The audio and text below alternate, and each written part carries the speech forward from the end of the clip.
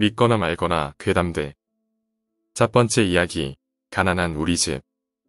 우리 집은 예전에 엄청 가난했는데 가지고 싶은 게 있어도 뭐 하나 살 수가 없었다. 입고 있는 옷은 근처 애들에게 물려받은 거고 간식은 얼음사탕 뿐이었다. 그런 나였지만 의무교육만은 제대로 받았다. 하지만 필기도구는 전부 물려받았다. 태어나서부터 줄곧 물려받은 물건을 써왔기에 별로 불만은 없었지만 이것만은 정말 싫었다. 그건 물려받은 학습 책상이었다. 그 학습 책상은 물려받은 것인데도 새 것처럼 광택이 났고 서랍을 열면 목재의 향기가 풍겨왔다. 나는 그 학습 책상이 너무 마음에 들어서 시간이 있을 때면 책상 위에서 책을 읽곤 했다. 학습 책상을 받고 일주일 정도 지났을 때 기묘한 체험을 했다.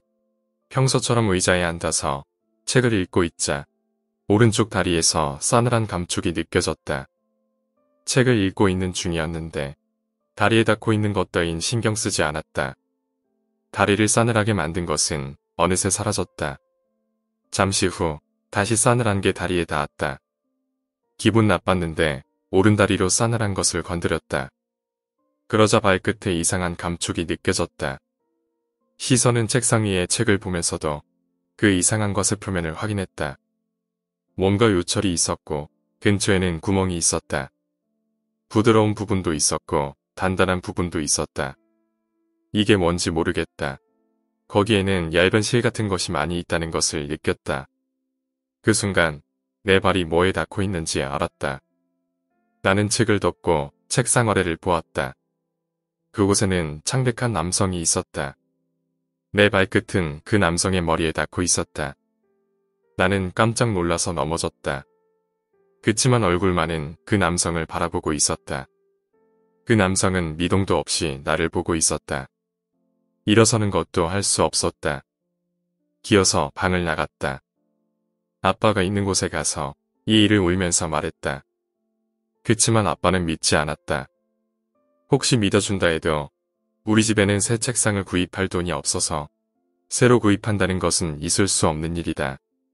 결국 나는 소학교 시절 계속 그 책상을 사용했다. 책상에서 공부하고 있으면 다리에 싸늘한 것이 느껴지지만 그런 일이 자주 있자 책상 아래를 보지 않게 됐다. 또 그 남성이 있으면 무섭기 때문이다. 있는 것은 확실하지만 보지 않고 지나쳤다. 중학생이 되었을 때 그것에 대해 엄마에게 물어보았다. 내가 사용하는 책상은 누구에게 받았냐고 말이다. 그 책상은 집 근처의 와타루군의 집에서 받아온 거야. 하고 가르쳐줬다.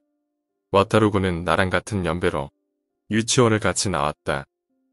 소학교에 입학하고 며칠 후 와타루군은 강에 빠져 죽었다. 머리가 좋았던 와타루군은 입학하기 전부터 공부에 매진했다. 내가 쓰고 있는 책상에서 공부를 하며 이제부터 시작될 학교 생활을 기대한 게 아닐까. 사정을 알자 책상 아래의 와타루군을 무서워하지 않게 되었다. 와타루군 목까지 열심히 공부하자고 생각했다. 그 후에도 와타루군은 내 다리에 닿곤 했다.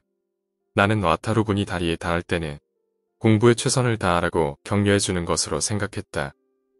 와타루군의 격려가 힘이 되어 나는 결국 공부를 잘하게 되었다. 중학교 때는 야구가 유행했다. 나도 참가하고 싶었지만 야구용품을 구입할 돈이 없어서 곤란했다. 나는 언제나처럼 아빠에게 부탁했다. 그러자 아빠는 잠시 기다려라 라고 이야기하시곤 어느 날 아버지가 배트와 글러브를 나에게 줬다. 역시나 물려받은 것이지만 신경 쓰지 않았다. 이걸로 나도 야구를 할 수 있다. 나는 야구 멤버의 기여를 생각을 하자 너무나 신이 났다. 그치만 어느 날 친구 중 하나가 내 글러브를 보고 말했다. 그거 요시로의 글러브 아냐? 요시로라고 하는 것은 중학교 야구부에 소속된 동급생이다. 야구에 재능이 있어서 중학교 1학년 때부터 레귤러가 되었다. 그치만 요시로는 최근에 죽었다. 기가 도중에 강에 떨어져 익사했다. 내가 사용하는 글러브가 요시로의 물건이라는 것을 알고 나는 생각했다. 요시로의 목까지 야구를 즐기자 하고 말이다. 그때 문득 생각이 들었다.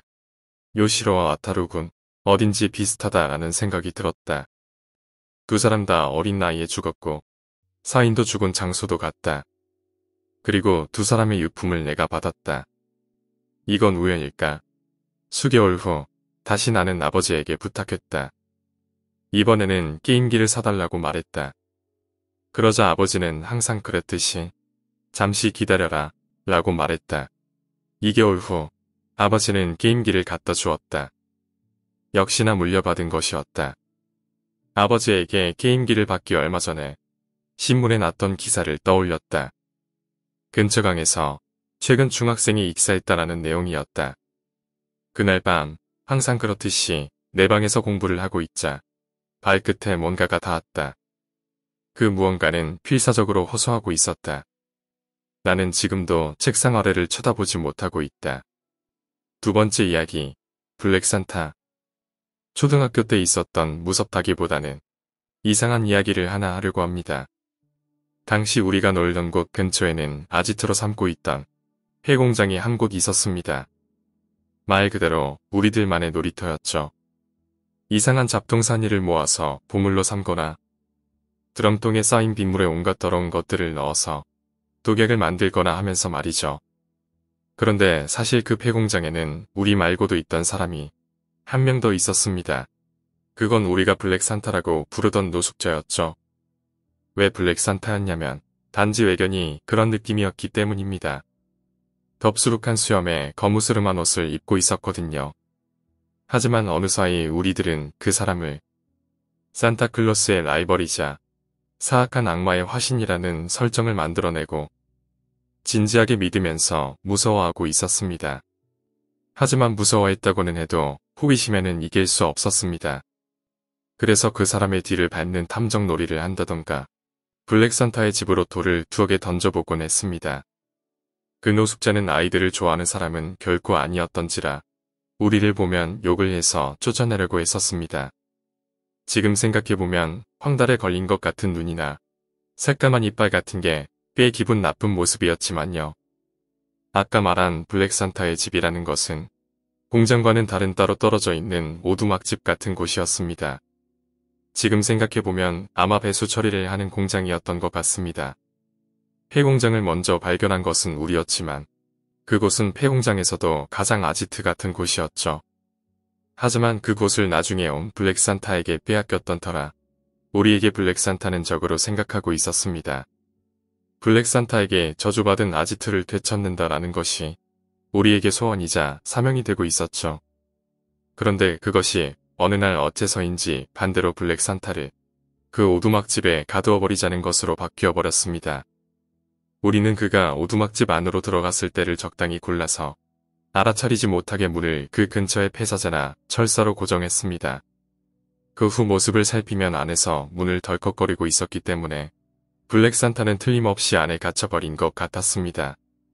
그러나 그날 우리는 문을 열어주면 습격당할까봐 무서워 그대로 집으로 돌아갔습니다.